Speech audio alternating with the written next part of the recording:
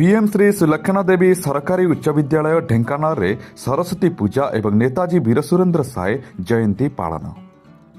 PM Shri Sulakshana देवी सरकारी उच्च विद्यालय ढेंकानाल परिसर में विद्यादात्री मां सरस्वती और नेताजी जयंती तथा वीर सुरेंद्र साय जयंती यथारीति अनुष्ठित हो जाइछि।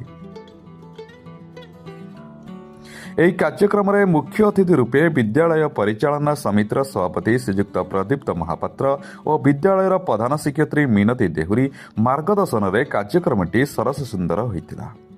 ପ୍ରଥମେ ବିଦ୍ୟାଳୟର ସଭାଗୃହରେ ବିଦ୍ୟାଳୟର ଶିକ୍ଷକ ଶିକ୍ଷୟିତ୍ରୀ ତଥା ଛାତ୍ରଛାତ୍ରୀ ଅଭିଭାବକମାନଙ୍କ ଉପସ୍ଥିତିରେ ବିଦ୍ୟାଦାତ୍ରୀ ମା ସରସ୍ୱତୀଙ୍କ ପୂଜା କାର୍ଯ୍ୟ ଭକ୍ତି ସହକାରେ ପାଳନ କରାଯାଇଥିଲା।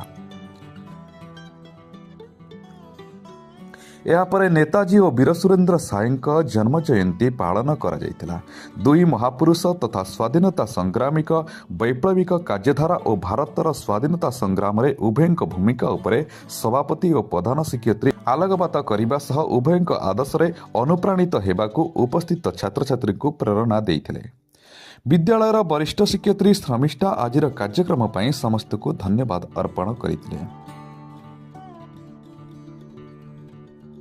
समस्तଙ୍କ सहयोगରେ उभय कार्यक्रम बेस धूमधाम रे पालित होइतिला। ढेंकानाल शुभम पाणी का रिपोर्ट RM न्यूज 8।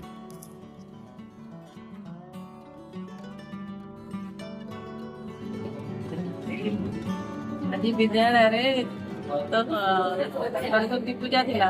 जय भी नेताजी वीर सुरेंद्र साय